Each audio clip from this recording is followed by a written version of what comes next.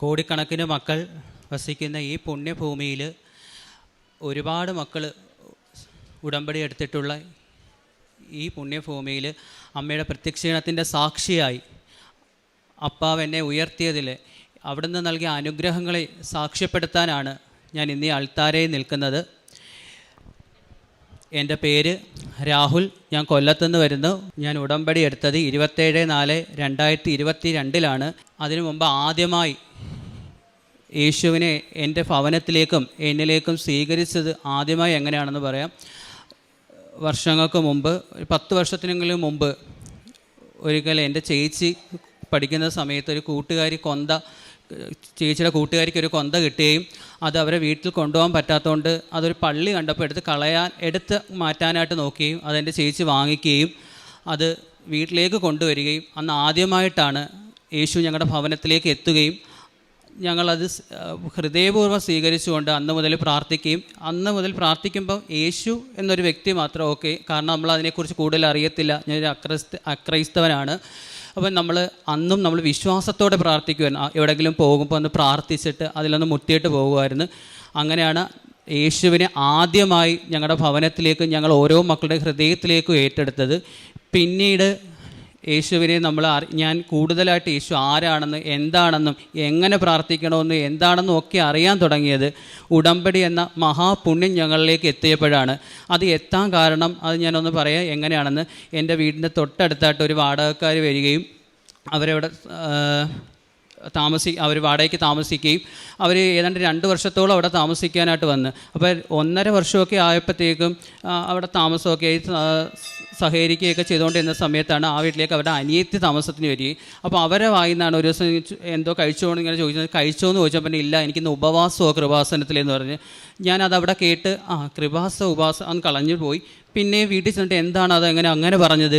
അങ്ങനെ ഞാൻ പിറ്റേന്ന് ചോദിച്ചു, ചേച്ചി എന്താ ഇന്നലെ ചേച്ചി പറഞ്ഞ് ആഹാരം കഴിച്ചില്ല, ഉപവാസമോ കൃപാസനോ? അന്നേരം പറഞ്ഞു, രാഹുൽ ഇതൊരിക്കലും കേട്ടിട്ടില്ലേ കൃപാസനോ എന്നൊക്കെ എന്ന് ചോദിച്ചു. ഞാൻ പറഞ്ഞു ഇല്ല, കേട്ടില്ല, ഞാൻ ആദ്യമായിട്ടാണ്. അന്നേരം എനിക്ക് ഇതിനെക്കുറിച്ച് കാര്യങ്ങൾ പറഞ്ഞു തരികയും ഇങ്ങനെയൊക്കെയാണെന്നൊക്കെ പറയുന്നു. ഇനി എൻ്റെ സാക്ഷ്യത്തിൻ്റെ ഞാൻ 7 ഉടമ്പടിയായെന്ന് പറഞ്ഞല്ലോ. അപ്പോൾ എൻ്റെ ആദ്യമായിട്ട് ഞാൻ വെച്ചേക്കുന്ന എൻ്റെ ഏറ്റവും വലിയ ആഗ്രഹമായിരുന്നു എനിക്കൊരു ഗവൺമെൻറ് ജോലി. ഞാൻ ഡിപ്ലോമ എഞ്ചിനീയറിംഗ് കഴിഞ്ഞ് പിറ്റേ ദിവസം മുതൽ കോച്ചിങ്ങിന് പോയിക്കൊണ്ടിരിക്കുകയാണ്. ഇന്ന് 7 ഉടമ്പടി പുതുക്കിയിട്ട് എൻ്റെ ആ കാര്യം സാധിച്ചില്ല. പക്ഷേ എനിക്കതിന് ഒട്ടും വിഷമമൊന്നും സാധനമില്ല. അതുപോലെ തന്നെ ഓരോ കാര്യങ്ങളിലും ഇപ്പം ഞാൻ പ്രാർത്ഥിച്ചിട്ട് ഒരുപാട് പേർക്ക് ഇപ്പം എൻ്റെ കാര്യങ്ങൾ സാധിക്കുന്നില്ലെങ്കിൽ പോലും ഞാൻ പ്രാർത്ഥിച്ചിട്ട് മറ്റു പലർക്കും കിട്ടുന്നത് കേൾക്കുമ്പോൾ അവർ പിന്നെയും വീണ്ടും എന്നോട് പറയാമെന്ന് പ്രാർത്ഥിക്കുക, രാഹുൽ പ്രാർത്ഥിക്കുക എന്ന് പറയുമ്പോൾ എനിക്ക് കിട്ടാത്തതിലല്ല, ഞാൻ പ്രാർത്ഥിച്ചിട്ട് മറ്റുള്ളവർക്ക് കിട്ടുന്നല്ലോ എന്ന് കേൾക്കുമ്പോൾ ആ ഒരു സംതൃപ്തിയാണ് ഏറ്റവും വലിയ സംതൃപ്തിയായിട്ട്. രോഗസൗഖ്യങ്ങളെയാണ് പറയാൻ പോകുന്നത്. എനിക്ക് ഓർമ്മ പോലുമില്ല, കാരണം എത്രയോ വർഷങ്ങൾ കൊണ്ട് എനിക്കൊരു അലർജി എന്ന് പറയുമ്പോൾ എല്ലാവരും വിചാരിക്കുമോ നിസാല അല്ല. അലർജി എന്ന് പറയുമ്പോൾ എനിക്ക് വീട്ടിനകത്തുള്ള കറി വെക്കുന്നതിൻ്റെ സ്മെല്ലോ കടുക് വറുക്കുന്നതിൻ്റെയോ അല്ലെങ്കിൽ തൂക്കുന്നതിൻ്റെ ഫാൻ ഇടുമ്പോൾ ഒരു പൊടിയോ അങ്ങനത്തുള്ള ഒന്നും എനിക്ക് ശ്വസിക്കാൻ പറ്റത്തില്ല. മൂക്കിനകത്ത് പുഴു ഞൊളയുന്നത് പോലെയുള്ള അവസ്ഥയും അത് മുഖേന മൂക്കിൽ നിന്ന് വെള്ളം ഒലിക്കുമെന്ന് വെച്ച് കഴിഞ്ഞാൽ പിന്നീട് അത് പനിയും മറ്റ് അസുഖങ്ങളിലേക്കൊക്കെ പോവുകയായിരുന്നു. അത് ഞാൻ എൻ്റെ ഉടമ്പടിയിൽ വെച്ചിട്ടുള്ള കാര്യങ്ങളോ ഒന്നും അല്ലായിരുന്നു. പക്ഷേ എൻ്റെ ആദ്യത്തെ ഉടമ്പടി എടുത്ത് 1ാമത്തെ ഉടമ്പടി പുതുക്കി പിന്നീട് വീട്ടുകാർ പറഞ്ഞപ്പോഴാണ് എനിക്ക് ഇപ്പോൾ അതില്ലല്ലോ. കാരണം എൻ്റെ വീട്ടിൽ ഡസൻ കണക്കിന് അമർദാനിൻ്റെ ടിന്ന ഒരു മാസത്തിൽ, കാരണം ഞാൻ ഇത് വരുന്ന സമയത്ത് എനിക്ക് ഒരു ഭ്രാന്തനെ പോലെ ഞാൻ മൂക്കിനകത്തൊക്കെ അമൃതാഞ്ചിനും ഇതൊക്കെ വാരിയിടും. കാരണം എനിക്ക് അത്രയ്ക്ക് സഹിക്കാൻ പറ്റാത്ത അവസ്ഥയായിരുന്നു. പിന്നീട് അത് 1ാമത്തെ ഉടമ്പടിയൊക്കെ പുതുക്കിയതിന് ശേഷം എങ്ങനെ മാറി, എപ്പം മാറി എന്നൊന്നും എനിക്കറിയത്തില്ല. 2ാമതായിട്ട് വരുന്നത് എൻ്റെ രോഗസൗഖ്യമാണ് ആദ്യം പറഞ്ഞത്. 2ാമതായിട്ട് പറയുന്നത് എനിക്ക് വർഷങ്ങൾക്ക് മുമ്പ് അപ്പൻഡിക്സ് എന്ന് പറയുന്ന ഒരു അസുഖം വന്നായിരുന്നു. അന്ന് ഞാനത് ഡിപ്ലോമയ്ക്ക് പഠിക്കുന്ന സമയത്ത് ആദ്യമായിട്ട് വന്ന സമയത്ത് എനിക്കത് അറിയാതെ പോയി. വേദനയൊക്കെ വന്നെ അത് സാധാ എന്തോ ആണെന്ന് വിചാരിച്ച് വേദന അത്ര വന്നിട്ട് പോലും ഞാനത് പറഞ്ഞില്ല. പിന്നീട് സഹിക്കാൻ പറ്റാത്തപ്പോഴാണ് കൊണ്ടുവന്നപ്പോഴാണ് അറിഞ്ഞത് അത് അപ്പൻഡിക്സ് ആണ്, അവിടെ ഹോള് വീഴും, അതുകൊണ്ട് ഇപ്പോൾ ഓപ്പറേറ്റ് ചെയ്യാൻ പറ്റില്ല. അത് 18 ദിവസം ട്രിപ്പ് മാത്രം ഇട്ടുകൊണ്ട് അങ്ങനെ കിടന്ന് അത് മാറുകയും പിന്നീട് ഇത് വരുവാണെന്നെങ്കിൽ ഇതിന് മുമ്പ് വന്ന് ഓപ്പറേഷൻ ചെയ്യണമെന്ന് പറഞ്ഞു. 2ാമത് വന്ന സമയത്ത് എൻ്റെ എക്സാം സമയത്താണ് അത് വന്നത്. അതുകൊണ്ട് ഞാനതിനെക്കുറിച്ച് അതും ഇതേ കണക്ക് മരുന്നുകൾ കൊണ്ട് മാറുകയും ചെയ്ത് പിന്നീട് ഇപ്പം ഒരു 2 മാസം മുമ്പ് വീണ്ടും എനിക്ക് വേദന വന്ന്. പക്ഷെ ഞാനത് വീട്ടുകാരോട് പറഞ്ഞില്ല. കാരണം ഞാൻ പറഞ്ഞല്ലോ, ഞാനൊരു വളരെ ട്യൂഷനൊക്കെ എടുത്താൽ പഠിപ്പിക്കുന്നത്. വീട്ടുകാരെ ഇത്ര നാളായിട്ട് വീട്ടുകാർക്ക് എനിക്കൊന്നും കൊടുക്കാൻ പറ്റിയിട്ടില്ല. അതുകൊണ്ട് തന്നെ എനിക്കൊന്നും അവർക്ക് കൊടുക്കാൻ പറ്റിയില്ലെങ്കിലും അവരെ കൊണ്ട് ഒന്നും ചിലവാപ്പിക്കാനോ അവർക്ക് ഞാൻ കാരണം ഒരു ദുഃഖം വരുത്തല്ലേ എന്ന് പ്രാർത്ഥിച്ചാണ് ഞാൻ ഓരോ ദിവസവും ജീവിക്കുന്നത്. അതുകൊണ്ട് തന്നെ എനിക്ക് അത് വന്ന സമയത്ത് ഞാൻ പറഞ്ഞില്ല, ബൈബിൾ വായിക്കുമ്പോഴും പ്രാർത്ഥിക്കുമ്പോഴും ഒക്കെ കുനിഞ്ഞിരുന്നിട്ട് പിന്നെ എനിക്ക് നീരാൻ പറ്റുന്നില്ല, പകുതി വരെ നീന്നിരുന്നിട്ട് അത് ഞാൻ ആലോചിക്കുമ്പോൾ വീട്ടുകാർ കാണല്ലേ. എന്നിട്ട് ഞാൻ പ്രാർത്ഥിക്കുമ്പോഴും ഒരു തൈലം തീർച്ച് പ്രാർത്ഥിക്കുമ്പോൾ കാരണം എനിക്കിത് മാറ്റിത്തരണം, എനിക്ക് വേറെ വഴിയില്ല, ഞാൻ വീട്ടുകാരുടെ അടുത്ത് പറയത്തില്ല, കാരണം എനിക്ക് ഇനി അവരെ ബുദ്ധിമുട്ടിക്കാനോ അവരുടെ വിഷമം കാണും. ഞാൻ പറഞ്ഞാൽ അവർ തീർച്ചയായിട്ടും ചെയ്യും, പക്ഷേ എനിക്ക് ഇനി അവരെ കൊണ്ട് ഒരിക്കലും ബുദ്ധിമുട്ടിക്കാൻ വരുത്തല്ലേ എന്ന് പ്രാർത്ഥിച്ചിട്ട് 2-3 ദിവസം ഞാൻ അത് നല്ലതുപോലെ തൈലം തേച്ച് പ്രാർത്ഥിച്ച് പിന്നീട് ഇപ്പം ഞാൻ ഈ നേരത്തെ പറഞ്ഞ എപ്പോൾ മാറിയെന്നോ എങ്ങനെ മാറിയെന്നോ എനിക്കറിയത്തില്ല. അതാണ് എൻ്റെ രണ്ടാമത്തെ സാക്ഷ്യമായിട്ട് ഞാൻ പറയുന്നത്. അടുത്തതായിട്ട് പറയുന്ന എൻ്റെ മൂന്നാമത്തെ ഞങ്ങളുടെ വീട്ടിലെ കിണറിൻ്റെ അവസ്ഥ. ഏതാണ്ട് 30 വർഷത്തോളം ഞങ്ങളുടെ വീട് വെച്ചിട്ട് അന്ന് തന്നെ അത്രയും പഴക്കമുണ്ട് ഞങ്ങളുടെ കിണറിന്. പക്ഷേ പിന്നീട് എപ്പോഴോ ഒരു സമയത്ത് അത് വെള്ളം പറ്റുന്ന സമയത്ത് കൂടുതൽ കുഴിച്ച സമയത്ത് പിന്നീട് വരുന്ന വെള്ളമെന്ന് വെച്ചാൽ വേനൽക്കാലം ആകുമ്പോഴത്തേക്കും നമ്മൾ കളർ വെള്ളം കലക്കിയതിനേക്കായി കഷ്ടമായിട്ടാണ് വരുന്നത്. അതെന്ന് വെച്ചാൽ നമുക്ക് ഉപയോഗിക്കാൻ പറ്റും. അത് ഉപയോഗിക്കണമെങ്കിൽ തലേന്നേ നമ്മൾ പിഴിച്ച് വെച്ച് നമ്മൾ അരിച്ച് വൃത്തിയാകണമെങ്കിൽ മാത്രമേ പറ്റും. പക്ഷേ ആ വെള്ളം കൊണ്ട് നമ്മൾ ചോറ് വെച്ച് കഴിഞ്ഞാൽ വൈകുന്നേരം ആകുമ്പോഴത്തേനും പശയേക്കായി കഷ്ട അവസ്ഥയായി മാറും. അങ്ങനെ ഞാൻ ഇവിടെ ഉടമ്പടി എടുത്ത സമയത്ത് ഉടമ്പടിയൊക്കെ വെച്ച സമയത്ത് അന്നേരവും ഞാൻ അതൊന്നും വെച്ചിട്ടില്ല, കാരണം എനിക്ക് വേറെയും വലിയ വലിയ കാര്യങ്ങളാണല്ലോ എന്ന് വെച്ചാൽ അതൊക്കെയാണ് വെച്ചത്. പക്ഷേ ഞാൻ വെച്ച കാര്യങ്ങളേക്കായി കൂടുതൽ ബാക്കിയുള്ള കാര്യങ്ങൾ എനിക്ക് സാധിച്ചു തന്നെ.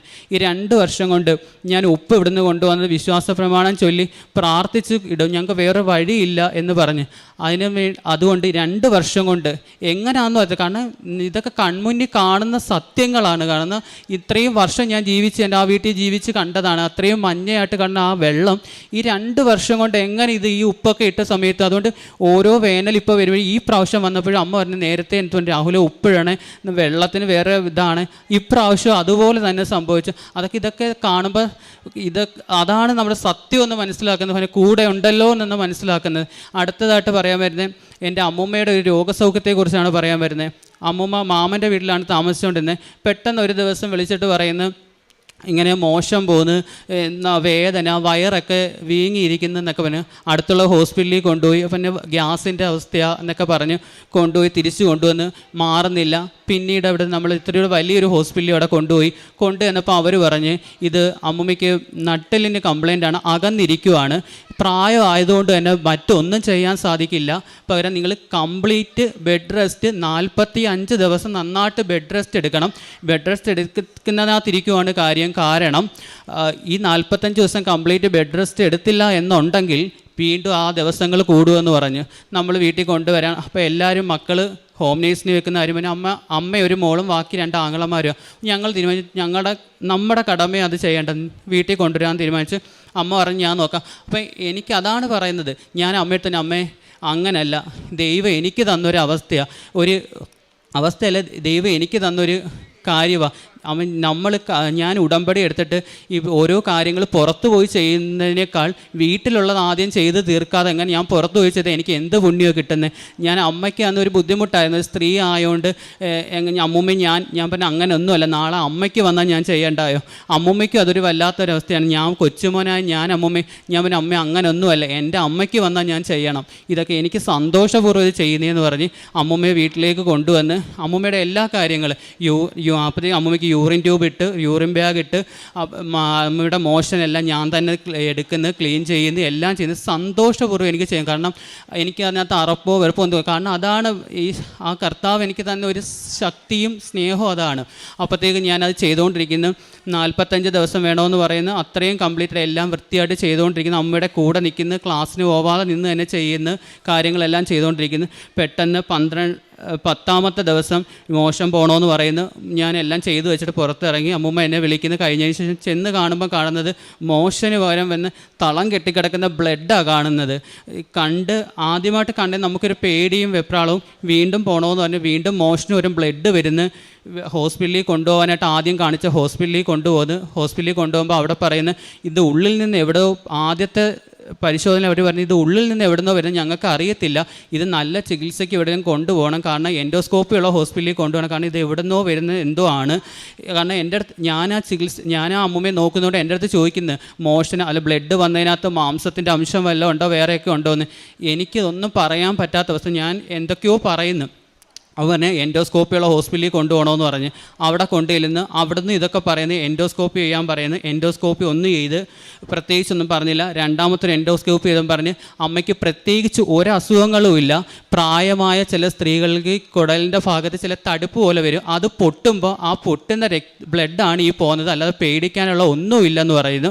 അപ്പോൾ ആദ്യത്തെ ഹോസ്പിറ്റലിൽ കൊണ്ടുവന്നപ്പോൾ അവർ ട്യൂബും കാര്യങ്ങളും എല്ലാം ഇട്ടിരുന്നതായിരുന്നു. ട്യൂബ് ഇട്ടേന്നൊക്കെ ചോദിക്കുകയും കാര്യങ്ങളും ഒക്കെ ചോദിക്കുന്നു. അപ്പം ഞാൻ ഇങ്ങനെ പറഞ്ഞ ആദ്യത്തെ ഹോസ്പിറ്റലിൽ ഇങ്ങനെ കാര്യങ്ങളൊക്കെ പറഞ്ഞായിരുന്നു. ഇങ്ങനെ നട്ടലിന് ഇങ്ങനെ ജോയിൻസിനകത്ത് അകൽച്ച ഉണ്ടെന്നൊക്കെ പറയുകയൊക്കെ ചെയ്യുന്ന.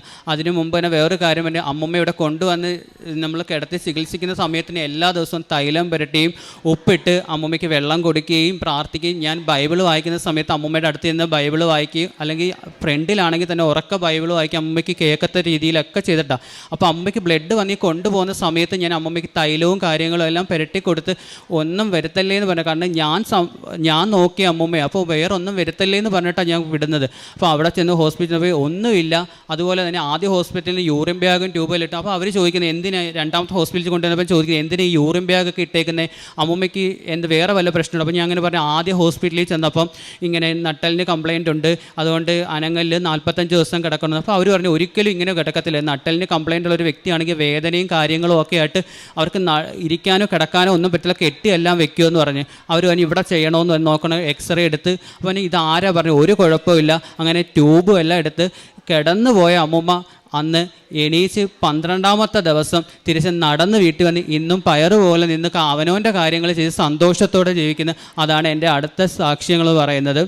പിന്നെ അടുത്തതായിട്ട് പറയുന്നത്, എൻ്റെ വീടിനടുത്ത് ഞാൻ ഇവിടുന്ന് കൊണ്ടുവന്ന ഇതിന് മുമ്പ് തന്നെ ഞാൻ പള്ളിയിൽ പോവുകയും കാര്യങ്ങളൊക്കെ ചെയ്യും. എൻ്റെ വീടിനടുത്ത് സെൻറ്റ് ജൂഡൻ എന്നൊരു പള്ളിയുണ്ട്. അപ്പോൾ അവിടെ ഇതിന് മുമ്പ് ഞാൻ പോവുകയും പ്രാർത്ഥിക്കുകയും കാര്യങ്ങളൊക്കെ ചെയ്യുകയൊക്കെ ചെയ്യുമായിരുന്നു. അങ്ങനെ ഒരു ദിവസം ഇവിടെ വന്ന് ഉടമ്പടിയൊക്കെ എടുത്തതിന് ശേഷം ഞാൻ എൻ്റെ ചേച്ചിയുടെ മോൻ അവിടുത്തെ സ്കൂളിലാണ് പഠിക്കുന്നത്. അപ്പോൾ അവനെയും കൊണ്ട് പരീക്ഷയ്ക്ക് 6 ദിവസം അവന് പരീക്ഷ ഉണ്ടായിരുന്നു. പരീക്ഷയ്ക്ക് പോകുന്ന സമയത്ത് ഞാൻ അവനെ കൊണ്ടാക്കിയിട്ട് അവിടെ ഇരിക്കും. കാരണം അവൻ്റെ പരീക്ഷ തീർന്നിട്ട്. അപ്പോൾ അവിടെ ഇരുന്ന് പ്രാർത്ഥിക്കുകയും കാര്യങ്ങളൊക്കെ ചെയ്യും. ആ സമയത്ത് ഇവിടുത്തെ ജപമാല റാലി വരാറൊക്കെ ആയിരുന്നു. അപ്പോഴത്തേക്ക് എനിക്ക് ഒരു കൊന്ത വേണം. അപ്പോൾ നമുക്ക് എല്ലാവർക്കും ഒരു കൊന്ത കാശ് കൊടുത്ത് വാങ്ങാനും ഒക്കെ സാധിക്കുന്നതാണ്. ഞാൻ ആ അവിടെ പറഞ്ഞ്, മാതാവേ ഞാൻ 7 ദിവസമുണ്ട്, ഇനി ഒരു 6 ദിവസം പരീക്ഷയുണ്ട്, ഞാൻ ഈ 6 ദിവസം പരീക്ഷ അവനെയും കൊണ്ട് കഴിഞ്ഞ് പോകുന്നതിന് മുമ്പ് എനിക്കൊരു കൊന്ത തരണേന്ന് പറഞ്ഞു. കൊന്ത എന്നെ കൊണ്ട് കാശ് കൊടുത്ത് വാങ്ങാൻ സാധിക്കാത്തതുകൊണ്ടല്ല, ഒരു കൊന്ത ഇവിടുന്ന് കിട്ടുവാണെങ്കിൽ ഞാനത് അത്രത്തോളം പുണ്യം അവിടുത്തെ ഹൃദയത്തിൽ നിന്ന്, അവിടുത്തെ സ്വർഗത്തിൽ നിന്ന് തരുന്നതാണെന്ന് വിചാരിച്ചു. അതൊരു കഫത്തിൽ നിന്നോ മലത്തിൽ നിന്നോ മൂത്രത്തിൽ നിന്നോ എന്ത് വീട്ടിൽ കിട്ടിയാൽ ഞാനത് പൊന്നുപോലെ സ്വീകരിക്കുമെന്ന് പറഞ്ഞു. അങ്ങനെ അവിടുത്തെ എല്ലാ ദിവസവും 6 ദിവസവും 5 ദിവസവും എല്ലാ ദിവസവും അവിടുത്തെ ഓരോ ദിവസം ഈശോയെയും മാതാവിനെയും ഔസേപ്പുജാൻ പിതാവ് ഉണ്ണിയേശനെയും കൊണ്ട് നിൽക്കുന്നതൊക്കെ തൊഴുത് പ്രാർത്ഥിക്കും. 5ാമത്തെ ദിവസമായപ്പം ഞാൻ നോക്കാൻ നേരത്തു ഒരു കൃപാസന പത്രം ഇവിടെ കിടക്കുന്ന പടിയിൽ കിടക്കും. ഞാനത് എടുത്തിട്ട് പറഞ്ഞു, അവനെ 6 ദിവസം പറഞ്ഞ് എന്തോ എനിക്ക് ഇതുമായിട്ട് ബന്ധപ്പെട്ട് എന്തോ സംഭവിക്കാൻ പോകണം, അതിനു മുമ്പുള്ള ഒരു അടയാളമാണല്ലോ പത്രം എന്ന് പറഞ്ഞ്. ഇനി ഒരു ദിവസവും കൂടെ ഉള്ള 6 ദിവസം. പിറ്റേ ദിവസം ഞാൻ ചെന്ന് അതേ കണക്ക് പ്രാർത്ഥിച്ചു. ഈശോയെ പ്രാർത്ഥിച്ച് മാതാവിനെ പ്രാർത്ഥിച്ച് ഉണ്ണിയേശുവിൻ്റെ പിതാവിൻ്റെയും ചെന്നപ്പം ഉണ്ണിയേശുവിൻ്റെ കഴുത്തിൽ ഒരു കൊന്ത കിടക്കുന്നു. എനിക്ക് അത്രത്തോളം സന്തോഷം കൊണ്ടും ഞാൻ കരഞ്ഞവിടെ നിന്ന്. ഭഗവാനെ, ആ കൊന്ത ഞാൻ ഇന്നും ഉപയോഗിക്കുകയും ഇന്നും അത് എത്രയോ വർഷമായിട്ട് ഇന്നും ഞാൻ ആ കൊന്ത ഉപയോഗിച്ചാണ് കൊന്ത എല്ലുകയും ജപമാല റാലിയിൽ പങ്കെടുക്കുകയും എല്ലാം ചെയ്യുകയും കാര്യങ്ങളൊക്കെ ചെയ്യുന്നത്. കിട്ടിയ ഒരു പുണ്യം വെച്ചാൽ 7 ഉടമ്പടിയിലും 2 ഉടമ്പടിയിലും എനിക്ക് മാതാവിനെ കയ്യിൽ എന്താണ്ട ഭാഗ്യവും, 5 ഉടമ്പടിയിലും ഓരോ തിരി വസ്തുക്കളെല്ലാം 5 ഉടമ്പടിയിലും എനിക്ക് എല്ലാം എടുക്കാനുള്ള ഭാഗ്യവും എനിക്ക് കിട്ടി. അങ്ങനെ എത്ര പേർക്ക് കിട്ടിയിട്ടോ എനിക്കറിയത്തില്ല.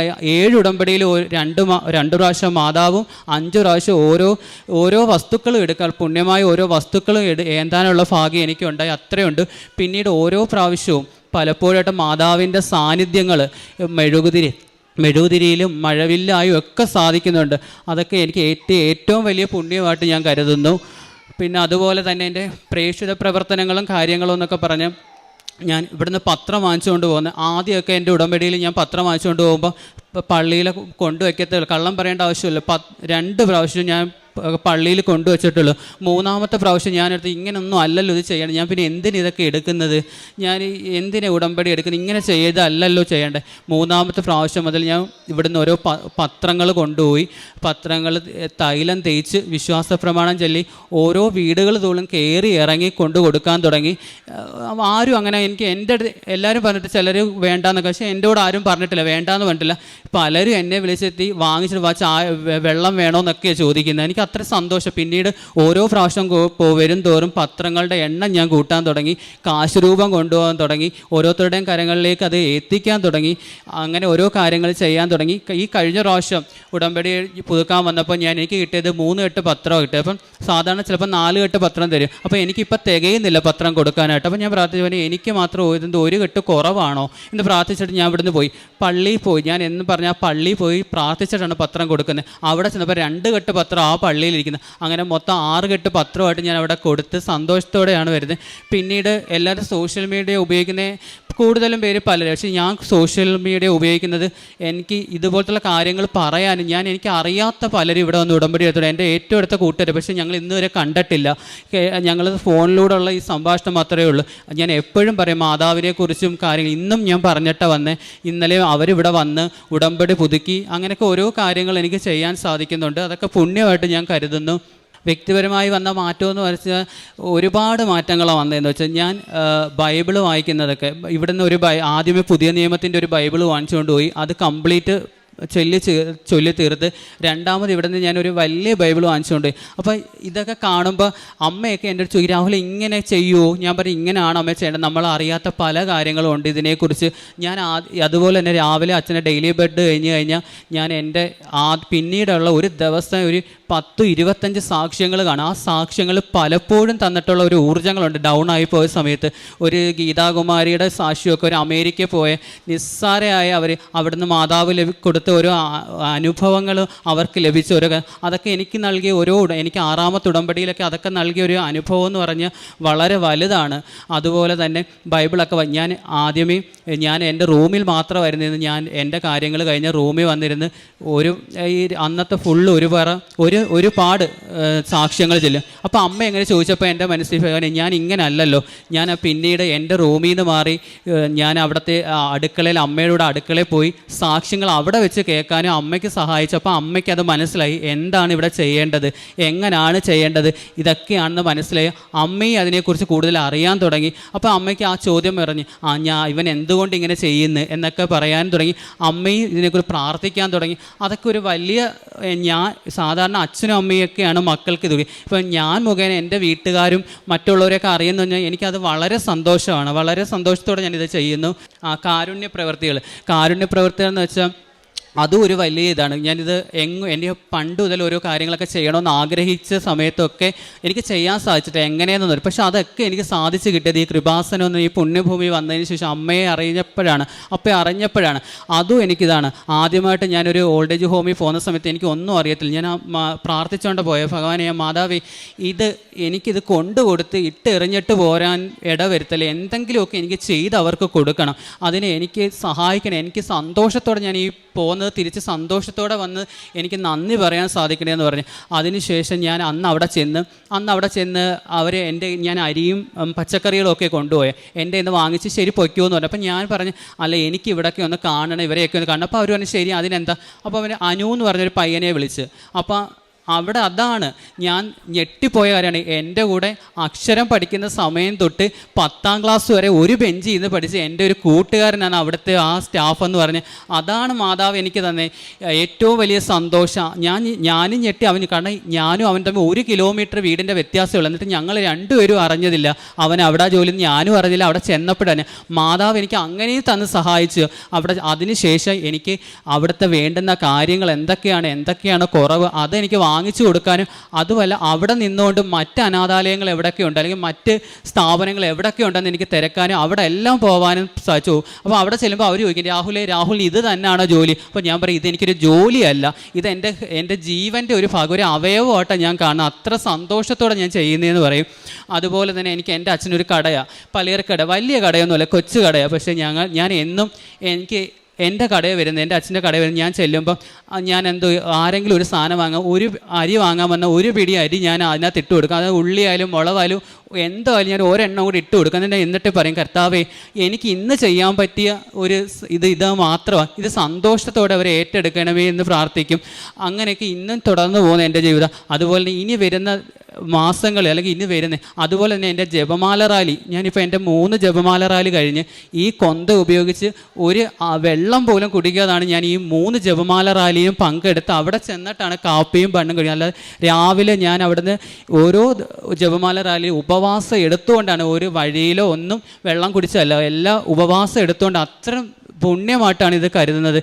ഈ ആയുസ് മുഴുവൻ അമ്മയോട് അപ്പയോട് ചേർന്ന് നിന്ന് അവിടുത്തെ അനുഗ്രഹത്തിൽ ജീവിക്കാൻ, ഈ ഭൂമിയിലോട്ട് ഞാൻ പിറന്നു വന്നപ്പോൾ ഉടമ്പടിയിലോ ഒന്നുമല്ല ജീവിച്ചത്, ഒന്നും അറിയാതെ പിറന്നു വന്ന് ഇത്രയും നാളും ജീവിച്ച്. പക്ഷേ ഇവിടെ വന്ന് ഉടമ്പടി എടുത്തപ്പോഴാണ് ജീവിതം എന്തോ ആണെന്ന്, എങ്ങനെ ജീവിക്കണമെന്നും ഒക്കെ അറിഞ്ഞു തുടങ്ങി. ഇനി ഈ ഭൂമിയിൽ ഞാൻ ഏറ്റവും പ്രാർത്ഥിക്കുന്നതാ, ഈ ജീവനുള്ളിടത്തോളം കാലം ഉടമ്പടിയിൽ സത്യസന്ധമായി നിന്നുകൊണ്ട് എൻ്റെ കാര്യങ്ങളെക്കാൾ കൂടുതലും മറ്റുള്ളവർക്ക് ചെയ്ത് ഓരോ ദിവസവും ഓരോ മക്കളുടെ കരങ്ങളിലേക്ക് എൻ്റെ അപ്പയെ എനിക്ക് പറഞ്ഞും പകർന്നും കൊടുക്കാൻ സാധിക്കണേ എന്ന് പ്രാർത്ഥിച്ചുകൊണ്ട് എല്ലാ നന്ദിയും പറഞ്ഞ് ഇനിയും ഞാൻ ഒരുപാട് സാക്ഷ്യങ്ങളായിട്ട് ഇവിടെ വരുമെന്ന് ഉത്തമ ബോധ്യമുണ്ട്. നിർത്തുന്നു. യെശയ്യാ പ്രവാചകൻ്റെ പുസ്തകം 58-ാം അധ്യായം 11-ാം തിരുവചനത്തിൽ, കർത്താവ് നിന്നെ നിരന്തരം നയിക്കും, മരുഭൂമിയിലും നിനക്ക് സമൃദ്ധി നൽകും, നിൻ്റെ അസ്ഥികളെ ബലപ്പെടുത്തും, നനച്ചു വളർത്തിയ പൂന്തോട്ടവും വറ്റാത്ത നീരുറവയും പോലെയാകുന്നേ. രാഹുൽ കൊല്ലത്ത് നിന്ന് വന്ന് തൻ്റെ ജീവിതത്തിൽ ഉടമ്പടിയിലൂടെ താനൊരു നൂതന വ്യക്തിയായി മാറിയത് ഈ മകൻ ഈ അൾത്താരയിൽ പങ്കുവയ്ക്കുകയാണ്. അതൊത്തിരി സന്തോഷത്തോടെയാണ്. രാഹുലിൻ്റെ ഓരോ വാക്കുകളും ദൃഢചിത്തതയാണ് നമുക്ക് കാണുവാൻ കഴിയുക. അതും വളരെ ബോധ്യത്തോടെ താൻ പറയുന്നു, താൻ മറ്റൊരു വ്യത്യസ്തനായ വ്യക്തിയായിട്ട് മാറിയതിൽ തൻ്റെ കുടുംബത്തിൻ്റെ മുൻപിൽ, തൻ്റെ കൂട്ടുകാരുടെ മുൻപിലൊക്കെ താൻ വ്യത്യസ്തതയുള്ള ഒരു വ്യക്തിയായി. അതും മറ്റൊന്നും കൊണ്ടല്ല, ദൈവത്തെ സ്നേഹിക്കുന്നതിന് താൻ എങ്ങനെയാണ് അത് പിന്നീട് തൻ്റെ സഹജീവികളോടുള്ള കരുണയായി, കരുതലായി തൻ്റെ ജീവിതത്തിൽ മാറുമ്പോൾ അവിടെ ഈ ചെറുപ്പക്കാരൻ വ്യത്യസ്തത കൈവരിക്കുകയാണ്. അങ്ങനെ വിശേഷവിധിയായി തൻ്റെ ജീവിതത്തിൽ താൻ ചെയ്യുന്ന കുറേയേറെ കാര്യങ്ങൾ അത് വളരെ ദൈവസ്നേഹത്തോടെ മാത്രം ഈ മകൻ ചെയ്യുന്നു. അതുകൊണ്ട് തന്നെയാണ് നാം കേട്ട തിരുവചനവും വീണ്ടും 58-ാം അധ്യായത്തിൽ തന്നെ എന്താണ് ഉപവാസം എന്ന് പറയുന്നുണ്ട്. 7 മുതലുള്ള തിരുവചനങ്ങളിൽ, വിശക്കുന്നവനുമായി ആഹാരം പങ്കുവയ്ക്കുകയും ഭവനരഹിതനെ വീട്ടിൽ സ്വീകരിക്കുകയും നഗ്നനെ ഉടുപ്പിക്കുകയും സ്വന്തക്കാരിൽ നിന്ന് ഒഴിഞ്ഞു മാറാതിരിക്കുകയും ചെയ്യുന്നതല്ലേ അത്? അപ്പോൾ നിൻ്റെ വെളിച്ചം പ്രഭാതം പോലെ പൊട്ടിവിരിയും, നീ വേഗം സുഖം പ്രാപിക്കും. നിൻ്റെ നീതി നിൻ്റെ മുൻപിലും കർത്താവിൻ്റെ മഹത്വം നിൻ്റെ പിൻപിലും നിന്നെ സംരക്ഷിക്കും. നീ പ്രാർത്ഥിച്ചാൽ കർത്താവ് ഉത്തരമരുളും, നീ നിലവിളിക്കുമ്പോൾ ഇതാ ഞാൻ എന്ന് അവിടുന്ന് മറുപടി തരും. ഇതാണ് ഇന്ന് രാഹുലും ഇവിടെ പറയുക. തൻ്റെ ജീവിതം ഉടമ്പടിയിലൂടെ എങ്ങനെയാണ് പുതിയ ഒരു പന്ഥാവിലേക്ക് തിരിയുന്നത്. തനിക്ക് കിട്ടിയ തൻ്റെ ഏറ്റവും വലിയ ആഗ്രഹം ഒരു ഗവൺമെൻറ് ജോലി, ഇതൊന്നും കിട്ടിയിട്ടില്ല. അപ്പോൾ തന്നെ ഈ ചെറുപ്പക്കാരൻ, അതും അക്രൈസ്തവനായ ഒരു മകൻ, ഈശോയെ അറിഞ്ഞതിന് ശേഷം തൻ്റെ ഉടമ്പടി നിയോഗങ്ങളൊന്നും നടന്നില്ല. എന്നാൽ തനിക്ക് വേണ്ടതൊക്കെ ഈശോ നൽകുന്നുണ്ട്, പരിശുദ്ധ അമ്മയുടെ മാധ്യസ്ഥതയിലൂടെ എനിക്ക് കിട്ടുന്നുണ്ട്. അതുകൊണ്ട് തന്നെയാണ് താൻ ഇവിടെ വന്ന് സാക്ഷ്യം പറയുന്നത്. തൻ്റെ അലർജിയും അതുപോലെ തനിക്ക് ഉണ്ടായ അസുഖം, അതിൽ നിന്നുള്ള സൗഖ്യവും തൻ്റെ അമ്മൂമ്മയ്ക്ക് കിട്ടിയ രോഗസൗഖ്യം, അമ്മൂമ്മയെ പരിചരിക്കാൻ പറ്റിയത്, തങ്ങളുടെ കിണറ്റിൽ 2 വർഷമായിട്ട് വെള്ളം എങ്ങനെയായിരുന്നു, ഇപ്പോൾ അതെങ്ങനെ എത്ര ശുദ്ധജലമായിട്ട് അത് മാറി, താൻ മൂലം മറ്റുള്ളവർക്ക് എങ്ങനെയാണ് താൻ പ്രാർത്ഥിച്ചിട്ട് കൃപകൾ ലഭിക്കുന്നത്, അവർ തന്നെ വിളിച്ച് പറയുന്നു, രാഹുൽ നീ പ്രാർത്ഥിച്ചത് കൊണ്ടാണ്. അപ്പോൾ ഇതൊക്കെ കേൾക്കുമ്പോൾ ഈ മകൻ പുതിയ നിയമം മൊത്തം വായിച്ചു. പിന്നീട് സമ്പൂർണ്ണ ബൈബിൾ കൊണ്ടുപോയി അത് വായിക്കുന്നു. തൻ്റെ ഉടമ്പടി പ്രകാരമുള്ള ജീവിതം ഏറ്റവും വിശ്വസ്തമായിട്ട് ചെയ്യുന്നു. അങ്ങനെ എന്താണ് ഉപവാസം എന്നിവിടെ പറയുന്നത് പോലെ തന്നെ തൻ്റെ ജീവിതത്തിൽ താൻ ആഗ്രഹിച്ച കാര്യങ്ങൾ നടക്കണമെന്നല്ല, എന്നെക്കുറിച്ചൊരു പദ്ധതി ദൈവത്തിനുണ്ട്, അത് എൻ്റെ നാശത്തിനല്ല ക്ഷേമത്തിനുള്ള പദ്ധതിയാണെന്ന് പറഞ്ഞുകൊണ്ട് തന്നെയാണ് രാഹുൽ ഇവിടെ ഈ സാക്ഷ്യം പങ്കുവയ്ക്കുക. അങ്ങനെ തനിക്ക് ഇന്ന് ചെയ്യാൻ പറ്റുന്ന കാരുണ്യ പ്രവർത്തനങ്ങൾ, പ്രേക്ഷിത പ്രവർത്തനം, അതൊക്കെ താൻ ചെയ്യുന്നത് എത്രമാത്രം ഇഷ്ടത്തോടെയാണ്, ആരും നിർബന്ധിച്ചിട്ടല്ല, ആരെയും ബോധ്യപ്പെടുത്താനുമല്ല. എന്നാൽ താൻ സ്നേഹിക്കുന്ന കർത്താവ്, തന്നെ സ്നേഹിക്കുന്ന കർത്താവ് ഈ ഈശോയെ ഏറ്റവും അധികം ഇഷ്ടത്തോടെ ഇന്ന് തൻ്റെ ജീവിതത്തിൽ പ്രണയിച്ച് ആ പ്രണയം ഇന്ന് ഉടമ്പടിയിലൂടെ ജീവിക്കുന്ന ചെറുപ്പക്കാർ ഒത്തിരി പേരുണ്ട്. ഇവിടെ ഇന്ന് രാഹുലും അതിന് സാക്ഷ്യം പറയുകയാണ്. നമുക്ക് കരങ്ങളടിച്ച് ദൈവത്തെ മഹത്വപ്പെടുത്താം. ഈശോയ്ക്കും അമ്മയ്ക്കും നന്ദി പറയാം.